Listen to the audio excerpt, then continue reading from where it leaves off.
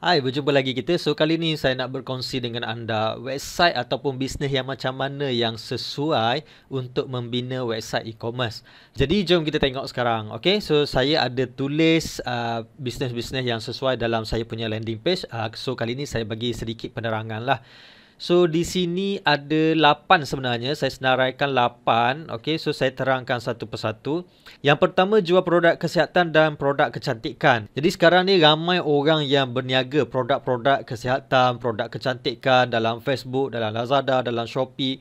Even dalam Shopee ataupun Lazada, kita tengok antara produk yang paling laris di Malaysia adalah produk kecantikan dan produk kesihatan. Ini adalah antara produk yang paling laris, terutama produk kecantikan, sebab dalam masa PKP ke dalam suasana apa pun, produk kecantikan ni orang perempuan tetap akan pakai. Okay, so adakah website ataupun bisnes yang menjual produk-produk seperti ini sesuai? Ya, memang sangat sesuai. So produk kecantikan ni macam ni, ada saya sedang makan produk Himohim. Okey, Himohim ni adalah dikeluarkan daripada sebuah bisnes, dia macam MLM daripada Korea. So nama dia Atomy. Okey, so produk ni daripada Korea dan mereka pun menjual produk ni menggunakan website e-commerce. Okey, website e-commerce yang mana semua ejen-ejen MLM yang join Atomy ni menggunakan website e-commerce untuk membeli produk-produk daripada Atomy. Okey, semua orang sama ada ejen dan sebagainya. So banyak kes berlaku orang kita yang melantik ejen, melantik dropship, tapi mereka pakai konsep manual. Okey, nak beli order, nak beli barang daripada HQ, so kena beli secara manual, kadang-kadang WhatsApp, kadang-kadang mesej di Facebook. So benda tu sebenarnya merumitkan dan meletihkan kerja kita. So paling mudah adalah kita bina satu website e-commerce. Kemudian kita boleh buat satu produk yang mana yang hanya khas untuk ahli sahaja. Okey, ahli sahaja ataupun ejen sahaja, yang mana produk tu ejen je boleh beli. So kita bagilah satu page, buat satu link.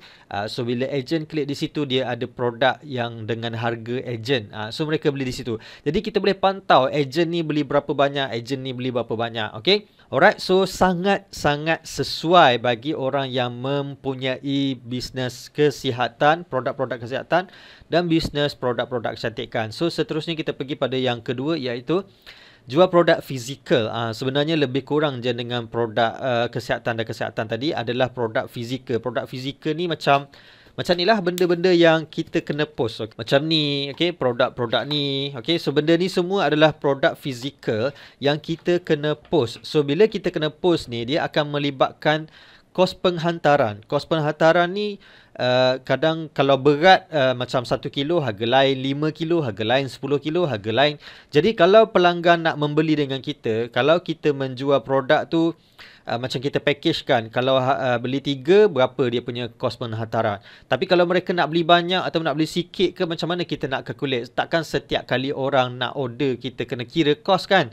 Jadi kita gunakan website e-commerce. Anda akan belajar dalam website e-commerce yang tutorial yang saya bina ni, yang mana anda boleh terus setting berapa kos penghantaran yang mereka perlu bayar untuk berat-berat tertentu. Okay, so itu untuk orang yang menjual produk e-commerce, produk fizikal. Tak kira anda jual apa, anda jual gadget ke, anda jual buku ke, anda jual pakaian ke, tak kisah, anda memang sangat sesuai menggunakan website e-commerce. Seterusnya, business service. Okey, yang ketiga ni business service seperti mengurut, bekam, menjahit. Okey, apa lagi business service yang mana orang boleh bayar deposit dulu, kemudian baru kita buat. So kelebihan dia, orang-orang macam ni kadang-kadang dia rasa dia buat bisnes macam spa, bisnes bekam. Okey, bisnes bekam, dia rasa dia tak perlukan website. Sebenarnya perlu. Apa yang anda boleh buat dengan website e-commerce apabila anda buat bisnes bekam contohnya, ataupun servis mengurut.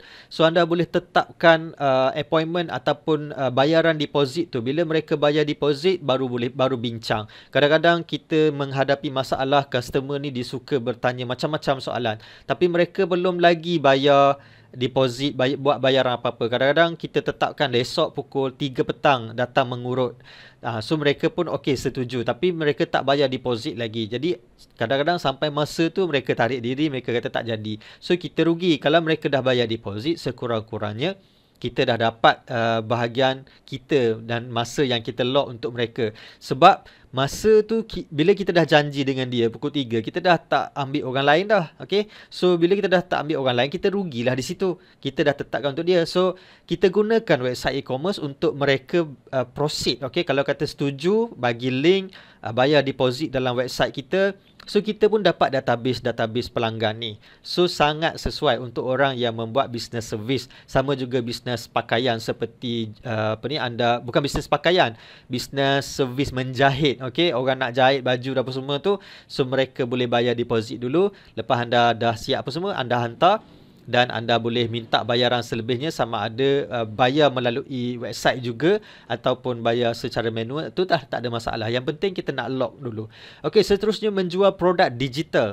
Ini adalah untuk orang-orang yang membuat video tutorial, jual e-book, jual audio, macam-macam lagi yang mana dalam bentuk digital, yang dia boleh hantar menggunakan email, boleh hantar melalui Facebook group, hantar dekat Telegram, macam contohnya design digital, banner-banner, logo-logo tu kan. So yang itu adalah business digital. Kalau macam service design tadi tu, walaupun hantar logo, sebenarnya dia adalah business service. Dia bukan business produk digital. Okay, yang tu service. Yang digital ni memang dia jual benda tu. Maksudnya e-book tu, benda yang dia hantar tu. Okay, e-book ke, video ke, dan sebagainya lah. So yang ni lagi best sebenarnya. Sebab apa? Sebab bila kita ada website e-commerce, bila orang dah membeli dan membuat pembayaran, automatik mereka boleh download e-book tu. Automatik mereka boleh akses video tu. Jadi kita tak perlu nak buat pengesahan pun, sebab kita dah boleh setting bayaran lepas je terus bagi produk tersebut. So yang kita tahu seolah-olah kita terima duit je. Macam ada satu ATM machine yang dalam tu kita nak ambil duit bila-bila masa kita boleh ambil. Ataupun kita, bukanlah maksudnya kita boleh ambil bila-bila masa, cuma duit akan dimasukkan ke dalam mesin tu, masuk dan kita boleh ambil je. Sebab kita tak perlu dah nak hantar produk, nak post dan sebagainya, sebab anda jual produk fizikal. Okay, so sangat-sangat bagus jika ada website e-commerce. Next, yang seterusnya, menjual rumah hartanah. Okay, orang-orang yang menjual hartanah, paling penting apa yang paling penting bagi anda adalah anda boleh buat listing. Maksudnya anda ada berapa hartanah yang anda jual dekat sini kan. So anda boleh listkan dan anda boleh detailkan. Jadi customer ni ataupun orang-orang yang berminat, dia boleh terus tengok di situ. Anda boleh letak video dalam tu, so dia boleh tengok detail kan. So dia nak tahu lebih lanjut. Contoh kalau dia nak tahu lebih lanjut, dia nak bincang dengan anda, mungkin anda boleh buat call di situ dan sebagainya. So kalau dia nak jumpa, dia kata dia nak tengok dan sebagainya, yang memerlukan komitmen masa anda boleh charge mungkin RM200 ke RM1,000 ke untuk komitmen. Okay, untuk komitmen. Jadi tak jadi tu cerita lain kan. So kalau tak jadi, mungkin dalam satu situasi kita pulangkan duit dia. Mungkin kalau memang benda tu deposit yang burn, so burn lah. Maksudnya dia dah setuju, dia dah nak, dia dah bayar deposit, tiba-tiba dia tarik diri, yang tu burn.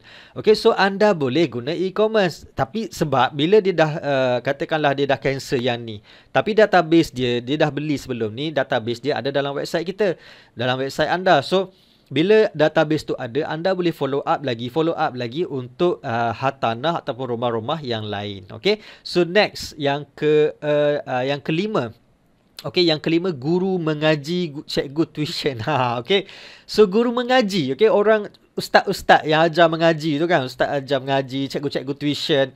So anda boleh bagi link saja kepada ibu bapa. Nah, bagi link ni, so mereka buat bayaran di situ. Jadi kita ada rekod. Kadang-kadang guru mengaji ataupun cikgu tuition ni, dia ada masalah sebab resit. Kadang-kadang ibu bapa ni dah bagi resit, mereka tak simpan. Kita pula lupa dah bayar ke belum. Kalau customer ramai kan, dah bayar ke belum orang ni. Kita mungkinlah kita simpan, tapi klien tu tak simpan.